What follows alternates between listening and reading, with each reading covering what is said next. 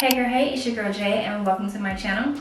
If you are new here, thanks so much for sliding through, and if you're returning, welcome back girl. Like I've been saying in the past couple of videos, it is fall season, but that does not mean that braid season is over. Braid season is a year-round thing. It's getting cold outside, so I'm here with all of the great fall boho inspo that you can ask for. I do want to say, all you people who tagged me in that boho mohawk, girl, how can... Anyway, so today we are here with the Fulani flip over braids in a bob, because bob season is also here. I love a cute, quaint bob as well. I did the best of both on this because I know that I've been doing a lot of long styles lately. So I do want to come in with something that was a little bit more fun and short. So if you do want to see how I achieve this look, make sure that you do stay tuned. So before we get started, I do want to say thanks to Ywigs for sponsoring today's video. They did send your girl over 2 bundles of their 20-inch deep wave hair. When I tell you, deep wave is like my top 2 favorite textures. Loose deep wave and then deep wave. I just love them so much. I just love that they are a spiral curl versus like a wave, and I just love them so much. And so for this style, we did use the entire 2 bundles. Well, not the entire 2, but this is all that we had left of the bundles. So just let you know, like if you are wanting something a little bit more full, then you might want to opt for 3 bundles, or if you are just like in this length or in this volume, then yeah, 2 bundles will definitely suffice. So I do want to say thanks again to Ywigs. You guys make sure that you check them out. They have like all the different colors, all the different lengths, different textures. They have weave, they have wigs, they have every single thing that you need. It's like a one-stop shop for all things hair. So I'm going to have a link down in the description where you can go pick up your deep wave hair for yourself. So yeah, make sure that you click that link. So I do want to go ahead and get into the products and things like that you're going to need today. Today, for this style, not only are you going to need 2 bundles of your deep wave hair, you are going to need a lot of patience, because when I tell you, when it comes to these Fulani parts and stuff like this, parting is the name of the game. So I do recommend that you have a 3-way mirror. I did use a 3-way mirror in order to complete the style. It would not have been possible without it. I'm not hanging up no mirror, but it would not have been possible. This was a lot. So definitely going to need a 3-way mirror. I did use a braiding rack. I did use 1.5 bundles of out of the braiding pack. This is the brand Expression in the inch 32.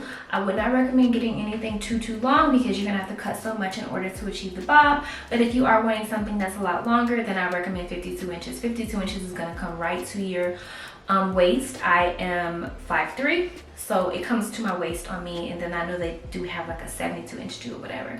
So yeah, I did go in with some foam. I don't know if I said braiding gel already. You want to make sure you have a sturdy rat tail comb, and then anything else that I forgot, I'm going to have down in the description for you. I do recommend that you have some rubber bands and clips. That's going to help you when it comes to parting. And then I did use some rollers. Now the rollers that I used, super tiny, and I did buy 2 packs of 12, and I ended up using all but 2 of the rollers. So I recommend definitely getting some rollers. Opt for the super tiny ones, that way that the curl is super tight and it doesn't start drooping over time. So that is all you're going to need for today's style. So if you do want to see how I achieved this look, and you want to see how it all went down and how long it took and all that stuff like that, then make sure you stay tuned. Don't forget to subscribe. Let's go ahead and get into it. So naturally, we're starting with our hair freshly washed and blown dry. That is like so essential if you want your hair to come out just good. I'm going to my 3-way mirror, and I want to show you guys how I actually use this 3-way mirror, because I know that a lot of people were confused on how can I see the back of my head, and I'm going to show you. So I start by parting down the middle of my head. I do this no matter what the style is, because it just makes it a whole lot easier to see in the mirror. And now I'm going to go from the middle of my head to my ear, and then do the same thing on the other side. And now that is how you get the perfect line across your head. So now that we're closer, I'm not going to pre-part my entire head this time, just because I just want to not be in the mirror for a million years. But now that I got that back line good, I'm going to go in with some gel. I'm kind of heavy on the gel just because I like my hair to be really sleek. This is completely optional. You do not have to braid with gel. I know that is kind of controversial online. So I like to start parting with the outer 2 pieces, and then it makes it easier to just go down the middle for that last section. I'm going to tilt the mirror just so I can kind of see that middle part, and as you see, it's like right down the middle. This is 1.5 bundles of hair on the rack. So this is what it actually looks like.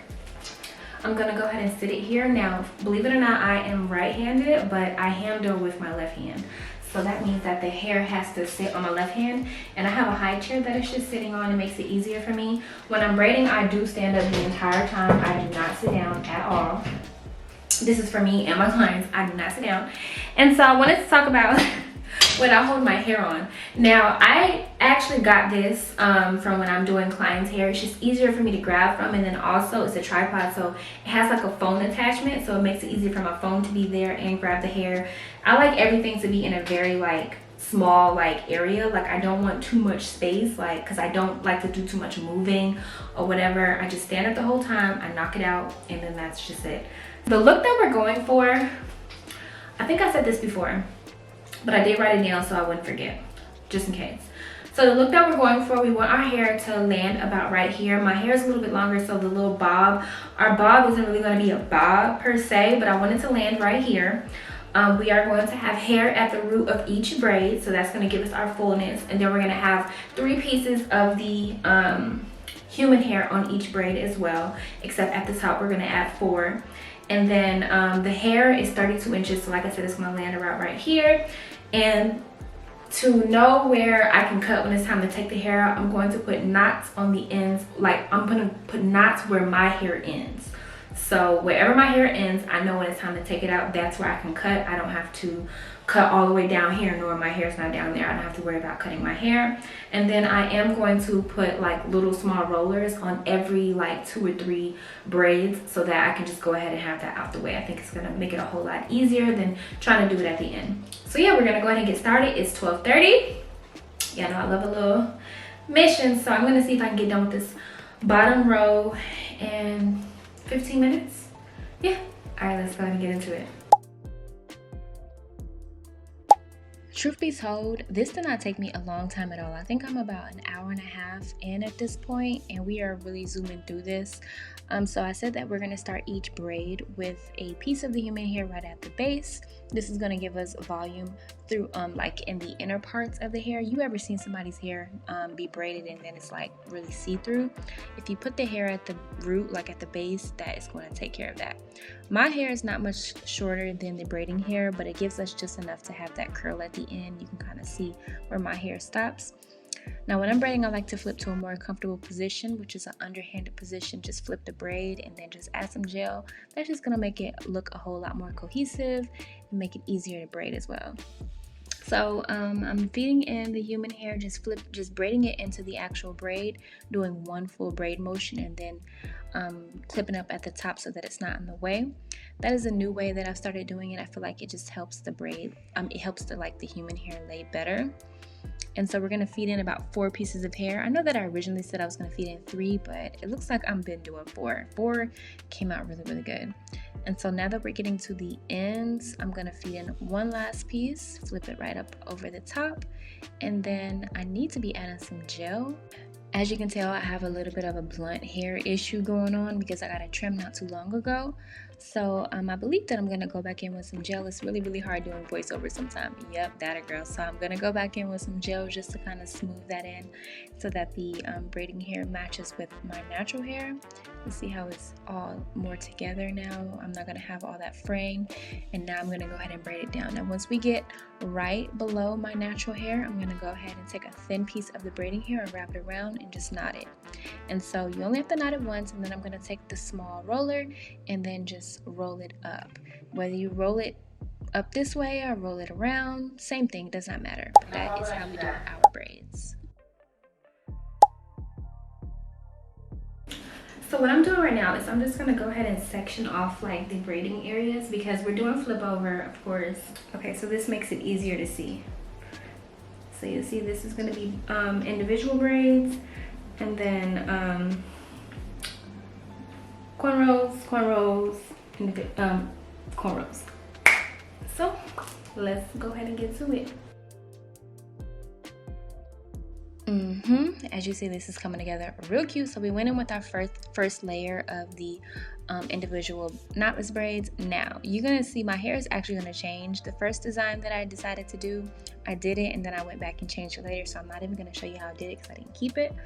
But I'm just going to go in with our another row of the individual braids. You just want to do it just like normal.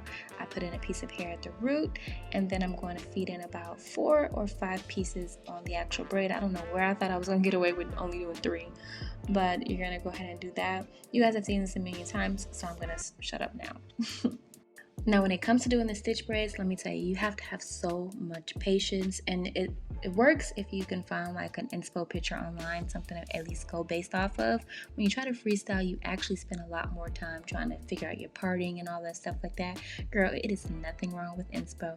So as you see, I'm just gonna start braiding the hair. It's really hard for me to stitch on myself from this point of view, so I just decided to do a regular braid.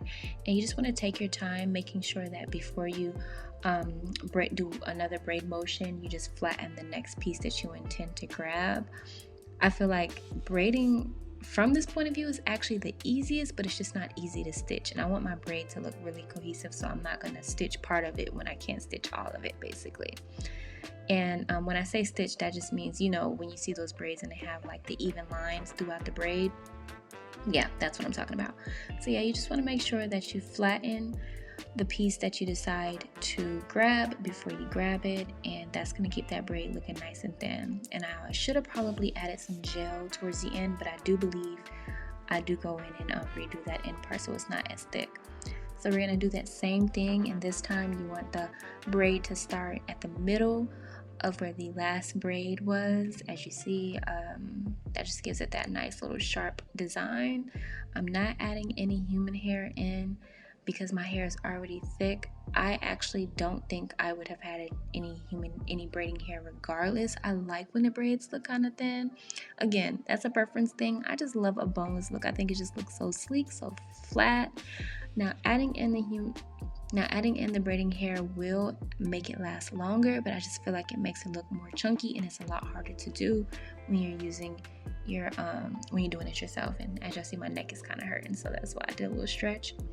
But now I'm going to switch to like braiding overhanded, and this is what I was saying. I can stitch like this, but I can't stitch from the other point of view, if that makes sense.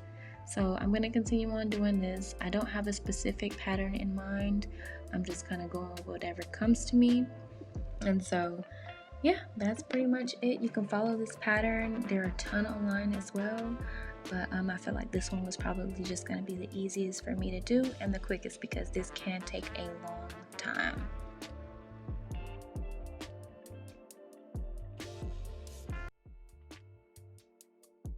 And just like that, we are back. You guys know no hairstyle is complete unless you know what it looks like when your face is beat. So the makeup is popping. So I'm about to go ahead and get some hot water so we can dip the ends. I'm going to collect all of the human hair out the way, just so, like, you know, it's not getting dipped, because it doesn't make sense to get it dipped. I'm about to cut it.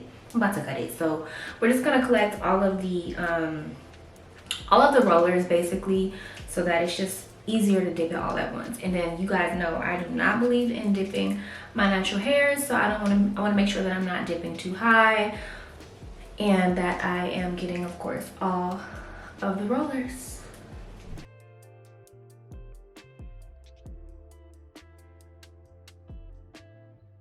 I'm just gonna go ahead and trim. I think I'm gonna trim to like right about here at first, and then if we need to trim any higher or anything like that, we can do that. But it's the idea is that it's like super blunt. See what I'm saying?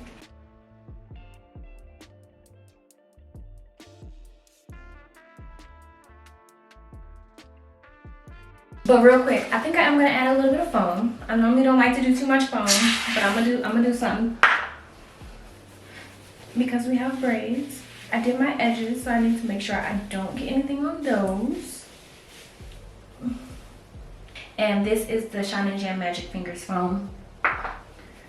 Y'all know I love the whole line. Like, the whole line just works so good, and I don't know, I just love it so much. So yeah, we're just refreshing the curls, making sure they're cute and all that. And I like to go right on top of the foam. I'm so happy with the results. Let's see what it looks like all flipped over. The Fulani flip over look, in my opinion, is just so cute because you can do so much with it. Like, do you see the vision, girl? And just look, so fire, so fire. Love it. Hope this video was a good inspo for you during this fall season. I know that Thanksgiving is right around the corner. This is the perfect hairstyle to wear to your mama house or wear to your mama house. Such a beautiful style. So I do want to say thanks again to Ywigs for sponsoring today's video. Hope this video was helpful, and do not forget to subscribe. I think I am actually going to do a 20K giveaway because we hit 20K. So stay tuned for that. I think that we're actually gonna do it this time. I know I said I was gonna do it at 10, but 20 is here now, so I think I'm gonna go ahead and do that. So be on the lookout. Make sure that you're following me on socials, and make sure that you're following Ywigs as well. All right, y'all, I'll see you in the next video. Bye.